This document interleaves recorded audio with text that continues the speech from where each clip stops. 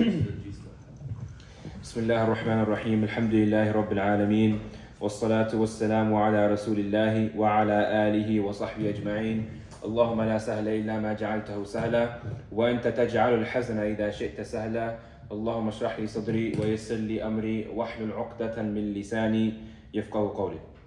So first of all, assalamu alaikum wa rahmatullahi wa barakatuh. Jazakumullah khair for coming. And we'll have our last session of the semester, inshallah. We'll continue on next year with the session, inshallah, and continuing on from where we left off, which is going to be hadith number 36, finish until 42, and then go back to 1 and go until 21. Please start from 21. So inshallah, I'll go ahead and start off with hadith number 35. I'll get right into it. عن أبي هريرة رضي الله عنه قال قال رسول الله صلى الله عليه وسلم لا تحاسدوا ولا تناجشوا ولا تباغضوا ولا تدابروا ولا يبع بعضكم على بيع بعض وكونوا عباد الله إخوانا المسلم أخو المسلم لا يظلمه ولا يخذله ولا يكذبه ولا يحقره التقوى ها هنا ويشير إلى صدره 3 مرات بحسب امرئ من الشر أن يحقر أخاه المسلم كل المسلم على المسلم حرام دمه وماله وعرضه رواه مسلم. So I'll go through the hadith kind of phrase by phrase, because this one, it's a hadith that explains the perspective we should have in terms of what we shouldn't do towards our Muslim brothers and sisters. So the hadith after this one, number 36, explains what we should be doing towards Muslim brothers and sisters. But this one goes in deep detail in terms of basic things that we oftentimes hear, but maybe we don't apply, that we shouldn't do towards other Muslim brothers and sisters. So first of all, Rasulullah sallallahu alaihi wasallam says, "La tahasadu." So don't have hasad of each other. Don't have jealousy, or you can call it evil eye, of each other. And the perspective I want to give on this, we know this. This is something that we've all grown up with. Like, we've all heard of evil eye. If you come from a Muslim background, we've all heard of evil eye. We kind of, you hear about it and you stay away from it, and you have certain things that you do to avoid it, etc. Right? But the perspective I want to focus on when explaining this hadith today is the fact that this is a sin towards, and it's an oppression towards your Muslim brother. And we see that this is a source in an avenue to many other sins, although we may not know, right? So to give a very basic example, the first sin that was explained that we have knowledge of is of Iblis doing what? Saying, "Oh, I'm better than Adam." He has hasad. I am better than Adam alayhi salam because I'm made from nar and he's made from clay, from teen. I'm made from fire, he's made from clay. Therefore, I have arrogance, and I don't want to prostrate to Adam alayhi salam. But even before that arrogance comes what? The hasad. That why is it that Adam alayhi salam is the one who's being prostrated to, and all the angels and even Iblis himself, the best of the shayateen, the best of the jinn, is being commanded by Allah subhanahu wa ta'ala to prostrate to Adam alayhi salam. So from that perspective, Iblis had hasad, had genuine envy and jealousy in a negative context towards Adam alayhi salam. And this leads to what? Leads to him going from the high status that he was to now he is cursed, and we know the position of shaitan. So this is, in a very quick summarized manner, the danger of hasad. If you have hasad of someone or something, etc., it leads to other sins. So if you see someone, for example, and you see he's doing well, for example, whether it's financially, or he has something, he has a ni'mah, or something, he has a blessing from Allah subhanahu wa ta'ala that you don't have, right? And you look at that person, and even if it's not intentional that, for example, Zayd has something very nice, he has, a very nice car, and I'm like, you know what? I don't intentionally say that, because Zayd has a nice car, and I don't have a nice car, I want to take away, I wish he didn't have a nice car. Hasad isn't even to physically, specifically, tangibly say that word for word. It's to feel in my heart displeasure and distaste that Zayd has a nice car and I don't. This is hasad in itself. Even if I don't have the intention to give him hasad, even if I don't have the intention to give him evil eye or to be jealous and etc. Right? Because again, and this is what this whole hadith focuses on. Al-Muslimu akhul Muslim. The Muslim is the brother of a Muslim. لا يؤمن أحدكم حتى يحب لأخيه ما يحب لنفسه. None of you will truly believe. So our iman, لا يؤمن. You will not have true iman until you love for your brother what you love for yourself. So if I don't love for Zayd what I love for myself, then there's an issue with my iman. And this again comes from hasad. And this is something that we see is plaguing humankind since the beginning until now, right? People competing against each other in things that, of course, we understand from the Muslim perspective is fleeting. It's something that is temporary. It's dunya. We call it. It's just this worldly life. It's not the hereafter. The real competition we should be having is in the hereafter. وَفِي ذَلِكَ فَلْيَتَنَافَسِ الْمُتَنَافِسُونَ. The Quran says in this context, and in this, in doing good, in doing khair, in following Allah, the commands of Allah subhanahu wa ta'ala, in abstaining from haram, فَلْيَتَنَافَسِ الْمُتَنَافِسُونَ. In that, people should go and compete with each other.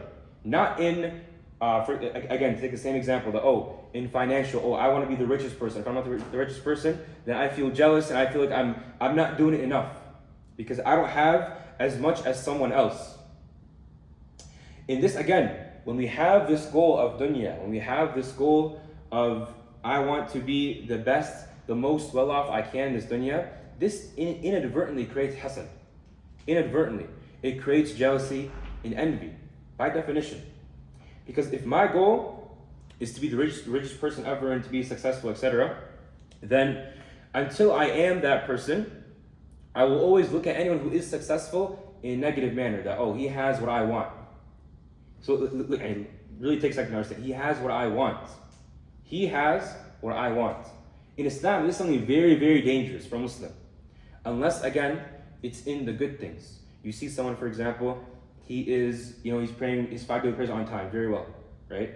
Or for example, he's studying Islam. Or you see someone you see his akhlaq are very, very good.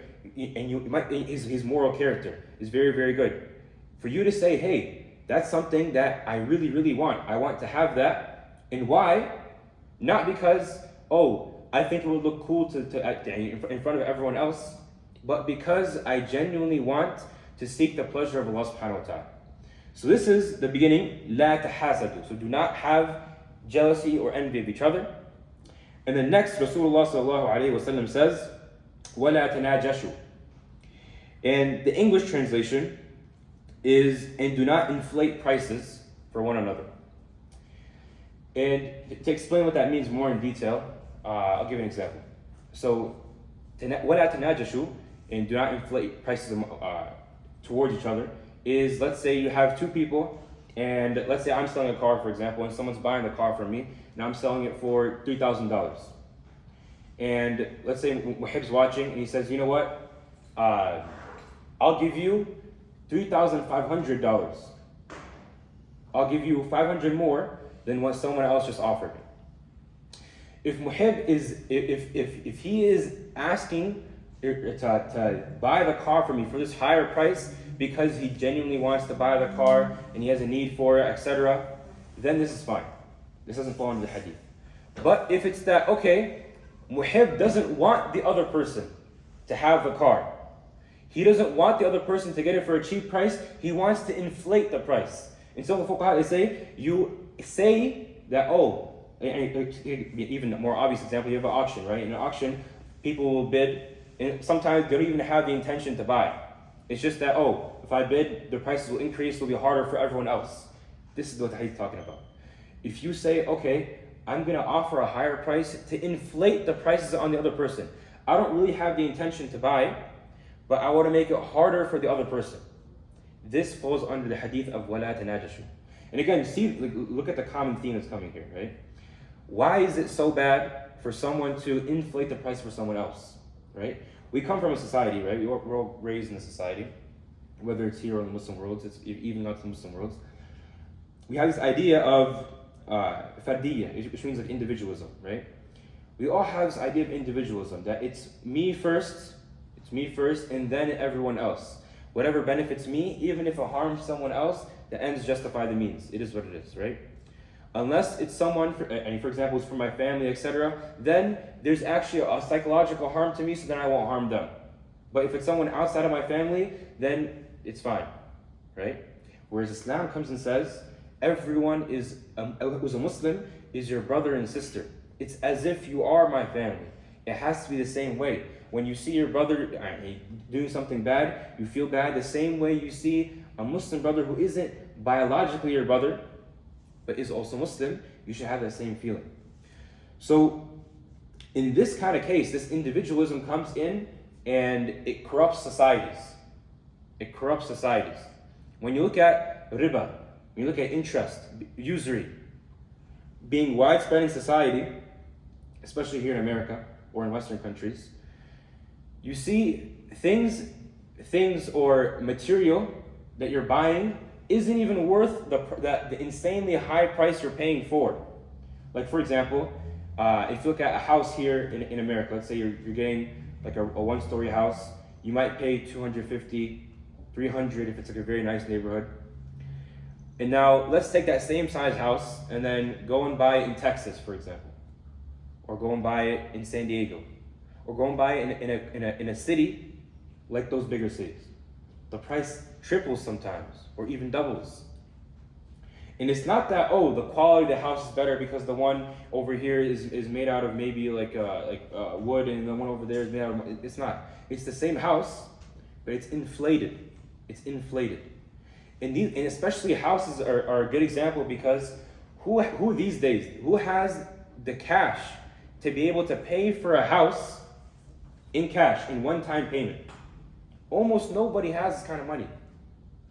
And why is that? So that you're forced to go to the bank and you pull out a loan, and the loan has interest, and now you're paying the interest, and you're paying this for years and years and years. And you never actually own the house. And if you miss a couple payments, even if you paid 95% of the house off, if you miss a couple of payments, you'll find out who really owns the house. The bank will come and take the house, even though you've been paying for such a long time. And then they'll lower your credit score. So then the next time you try to buy something, or you try to get a loan, or even pay your phone bill, or get a new plan or whatever, now you have a harder time because you're not trustworthy. So again, this is all consequences of this bigger concept in society. If we zoom out, this concept in society of individualism as compared to the Islamic concept of وَلَا تَنَاجَشُوا, right? Don't inflate prices, artificially inflate prices against each other. You see the difference in the application. One is focused on creating a fair society.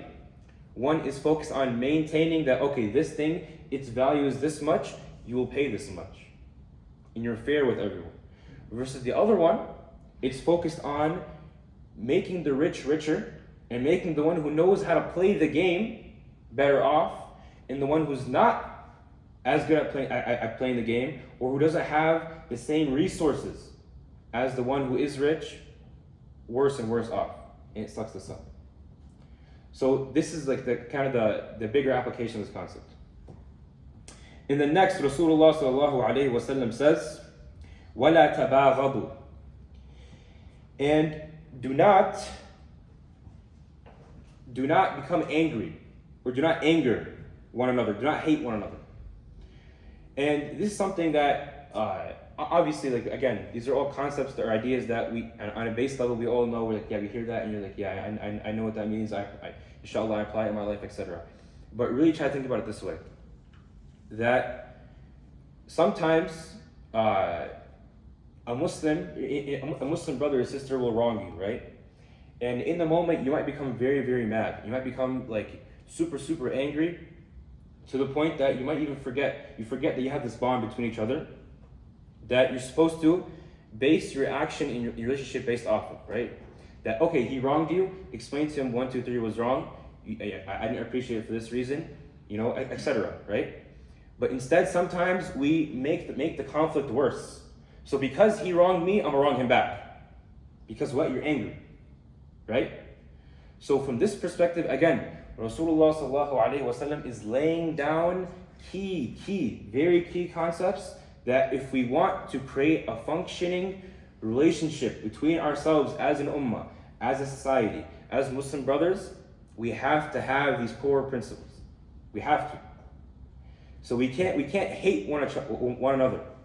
And now again, this does not mean that like you go around like, for example, a pacifist, where you go around and you love everyone, right? Or for example, there's a saying or whatever. I think it's from the Bible actually. Like if my enemy slaps me on the cheek, then I'll turn the other one for him to hit me again or whatever, right? So in Islam you don't have that perspective, right? You love what Allah subhanahu wa ta'ala loves, and you hate what Allah subhanahu wa ta'ala hates. That's wala al-bara, part of your aqidah, right? It's part of your fundamental creed. But now, the point of what Rasulullah sallallahu alaihi wasallam is mentioning here, when it says don't hate one another, it's that, okay, if, for example, someone does something wrong or does a sin, a huge sin, then I hate the sin. I have to. We went over in the last lecture, we talked about how someone who sees an evil, sees a munkar. So even if the person, for example, from a sharia perspective, isn't even considered sinning, but it's an evil, it's a munkar, right? You have to at least hate it in your heart. Otherwise, your iman's at risk. This is the quote from last week, right? So how do we balance the two? We balance the two by saying, I hate the sin, 100%. But it doesn't mean I fundamentally hate the person. Because you want good for the person. And that's why we talked about last week about advising, enjoying the good and forbidding the evil. You forbid the evil and enjoy the good. Why? Because I want to see you in Jannah. It's not because, I saw you do something evil in front of me or do something sinful or etc. Then now you're finished, you're blacklisted. I don't want to see you ever again. It's the opposite. Because you saw it in front of you, you want to be quick to correct them, and obviously in a hikmah, with wisdom and kind advice, right? Correct them, and it's actually the opposite. You want the better for them and the better for yourself. You want to save yourself and save them from Jahannam, from hellfire. So this is the perspective that we have to have. It's not that, I saw you do a sin or you did something against me, now I hate you permanently. If the person persists, it's a different story, right? It's a different story. But you always have the bare minimum that I say Assalamu alaikum, you say wa alaikum salam. Always. This is for Muslims. And then next, Rasulullah sallallahu alayhi wa sallam says, وَلَا تَدَابَرُوا, and do not turn away or turn your backs on one another. And this ties into the same concept we talked about right before, about hating each other. That even if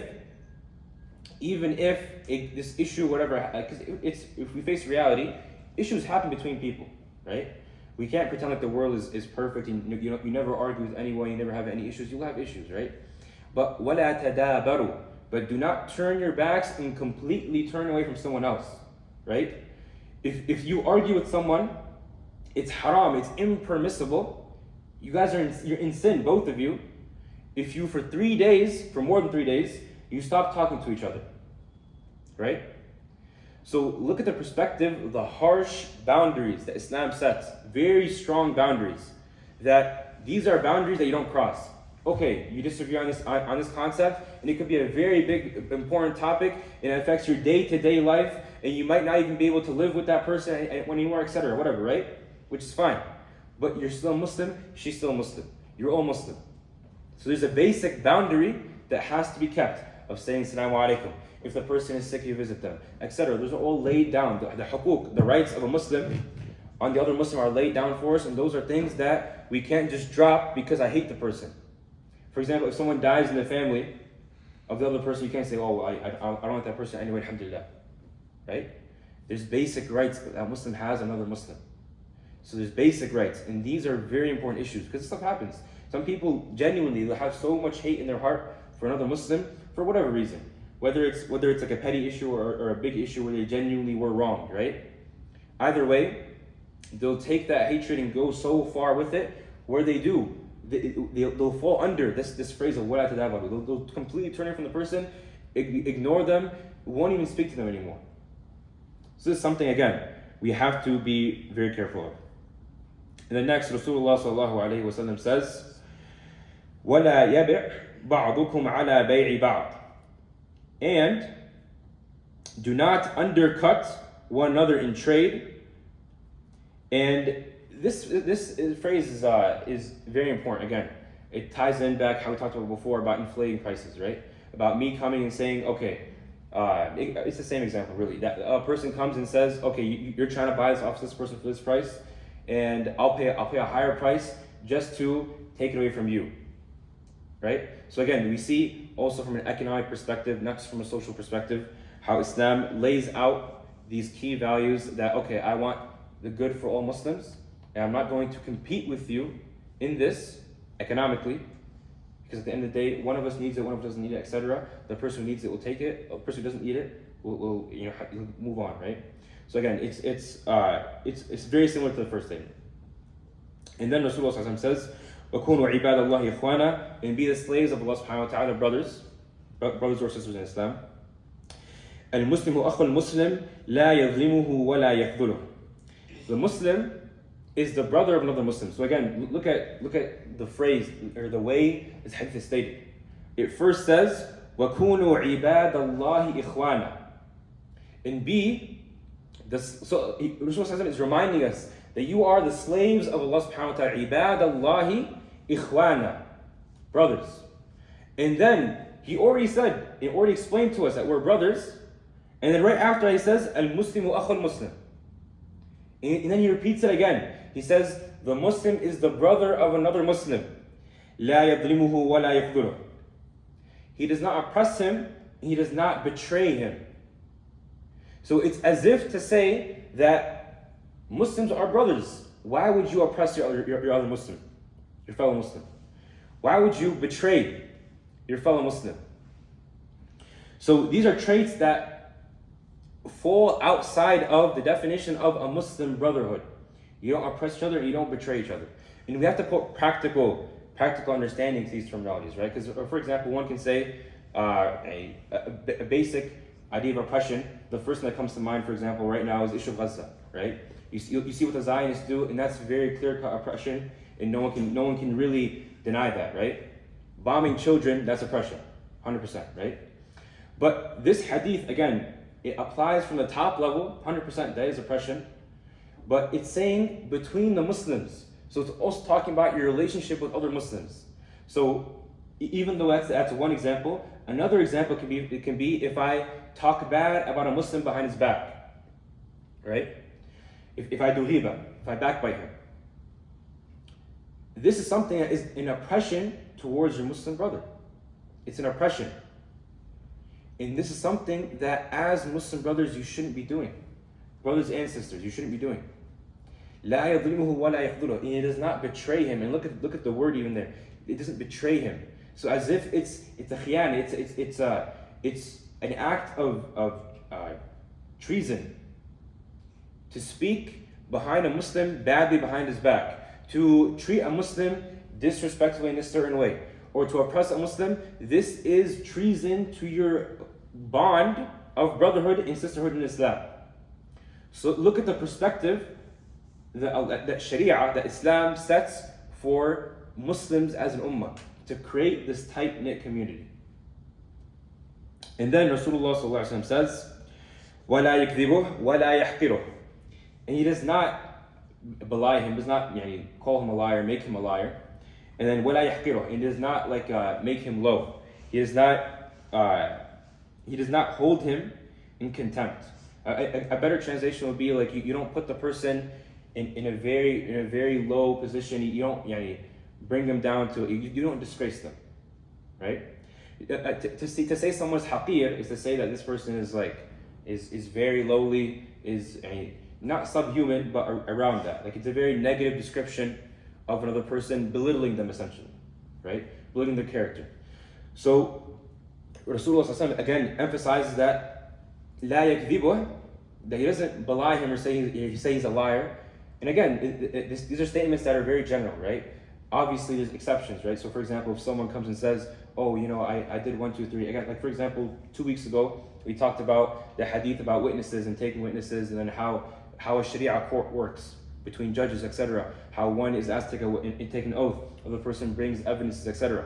So clearly, there is a system of weighing. You don't just hear a Muslim say, okay, this is what I think, and then, yeah, it's done. It's 100% true. You don't ask questions, it's done. It's not that simple, right? But what the general idea that the hadith is conveying is that the benefit of the doubt is always given. The asl, the default, is that he's a Muslim, I believe him. He's a Muslim, he's most probably telling the truth. Obviously, if it's a very, very important matter, like for example, talked about before, in that hadith talking about judging between two people in a Sharia court, in a judicial court, right? This is a very important matter because one might, for example, get a punishment, one might get a consequence, one might gain something. So you have to be very careful with that kind of stuff. You have to bring the bayin, the evidence, right? So, but the point this hadith is saying is the asl, the default is that you give him the benefit of doubt and you believe him. He's a Muslim brother or sister, right? And then, وَلَا يَحْقِرُ. And even if he makes mistakes, and even if he says bad things about you, and even if he continues to harm you, وَلَا يَحْقِرُ. He doesn't say that he is disgraced and he is lowly, because he's a Muslim. He's a brother and sister in Islam. Again, لا يؤمن أحدكم حتى يحب نفسه ما يحب لأخيه ويحب لأخيه ما يحب نفسه. So no one truly believes until they love for their brother what they love for themselves. Do you love to call yourself haqir? Of course not, right? You don't love to call yourself disgraced and lowly, etc. So why would you call another Muslim haqir? And then Rasulullah ﷺ says, "At-taqwa ha-huna," and he points to his chest 3 times. And this is actually it's a deep statement. Sometimes we skip over very lightly. I know I'm running out of time, but it's a deep statement that we sometimes kind of gloss over. Rasulullah ﷺ points to his chest for a reason.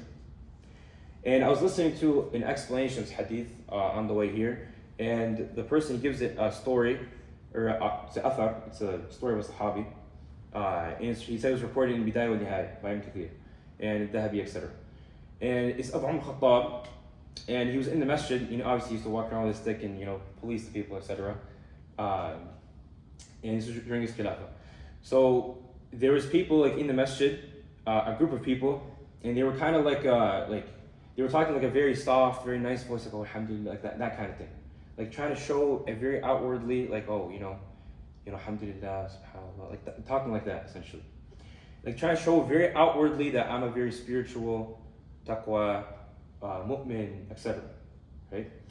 So Khattab walks over, he hits them with a stick, and they go, why'd you hit us, right? And Khattab goes, why are you guys talking like that? And they go, no, we have taqwa. What do you mean? We're talking because we have taqwa. And Khattab, he says, no, taqwa is here. He points to his chest and taqwa is here. So the same statement. Why? The point of the statement, taqwa is here, means that I don't go out and try to, show in my actions, my outwardly actions, that, I have so much taqwa. Taqwa is in your heart. Allah SWT says in the Quran, إِنَّ أَكْرَمَكُمْ عِنْدَ اللَّهِ أَتْقَاكُمْ. Right? That the person who has the most karama, who has the most honor among you, is the one who has the most taqwa. But who knows who has the most taqwa? Allah subhanahu wa ta'ala. No one's able to open up another person's heart and measure, put on a scale, how much taqwa they have. So again, the point of this statement is that we don't try to go out and show that, I have so much taqwa and I have this and I have that. And really on the inside, maybe I'm lacking in that. Because it could be very easily the opposite way around. The person you see who 24/7, you walk in school and you see him doing this haram and that haram, might be when they go home, between them and Allah subhanahu wa ta'ala, making an unbelievable amount of tawbah. You don't know. His relationship with Allah subhanahu wa ta'ala might be better than yours. It might be very, very good, even though you see him doing these sins. And of course, it is, to the Muslim, it is contradictory that how can someone have so much taqwa and be making these big sins? But the point here is that this person is struggling with this sin 100%, because you see him in front of you doing that. But it doesn't make you go to the point to say that, this person is haqir, this person is this person is that. Taqwa is hahuna. It's in your chest. And the reverse is also true. I don't go out and try to show, alhamdulillah, and in my speech I try to show, use much Islamic terminologies as I can to show the people that, look, I'm such a pious Muslim. When I walk in, I have the thobe on. On Fridays I'll come with the thobe on and the hat or whatever. and then the rest of the week, I don't wear a thobe, I don't wear anything. You'll never see me around the masjid. You'll never see me anywhere doing anything in Islamic events, etc. You'll never see me there. Only Fridays when there's a certain benefit, when certain people are around, etc. Then I'm only there. Then my taqwa shows up out of nowhere, right? So again, the point is taqwa is in your chest. It's something that it's a relationship you have to build with Allah subhanahu wa ta'ala, and the only person who knows best is Allah subhanahu wa ta'ala. بِحَسْبِ إِمْرِئٍ مِنَ الشَّرِّ أَنْ يَحْقِرَ أَخَاهُ الْمُسْلِمِ. It is evil enough for a man to hold his Muslim brother in contempt. So again, kind of hitting on the same idea. And then Rasulullah ﷺ ends off with كُلُّ الْمُسْلِمِ عَلَى الْمُسْلِمِ حَرَامٌ دَمُهُ وَمَالُهُ وَعِرْضُهُ. And then everything of the Muslim is on the Muslim haram. Like it's haram here doesn't mean like impermissible. It means impermissible. It means sacred. Sacred is a more accurate translation. Haram here means that this is something sacred that should not be messed with. It's not something that should be taken very lightly. كل المسلم على المسلم حرام دمه, his blood, meaning his life, وماله, in his wealth, وعرضه, in his honor. So these are basic things that, again, are the honor of a Muslim, the blood of a Muslim, the life of a Muslim. This is all haram, meaning it's sacred. It's something that if violated, it should move you. If violated, it should move you. And I'll end off with this point. This hadith, yes, it's talking about governing the relationships between Muslims, whether it's on a societal level or, again, we talked about on a one-to-one level. But also, especially that last statement, right? That everything from a Muslim is to another Muslim is haram, right? How many Muslims do we see across the world? And for example, in Gaza right now, their life, which is supposed to be sacred, their wealth, which is supposed to be sacred, their blood, which is supposed to be sacred, their honor, which is supposed to be sacred, is cheap, very cheap, right? That is something that haram here, it has a very specific connotation. It means that this is sacred, that if violated, it enjoins, it commands, it moves me. It forces me to move. It makes me say, you know what, this is something that is important and I have to do something about it. I have to. When the hadith says that the blood of a Muslim is more sacred than the Kaaba, and the same word haram by the way, it's more sacred than the Kaaba, then this is something that should put in perspective to us how big of a deal it is when you say 30,000 plus killed. And that's just over a couple months, right? If you take, for example, Iraq, 500,000 children killed, right? That should move you.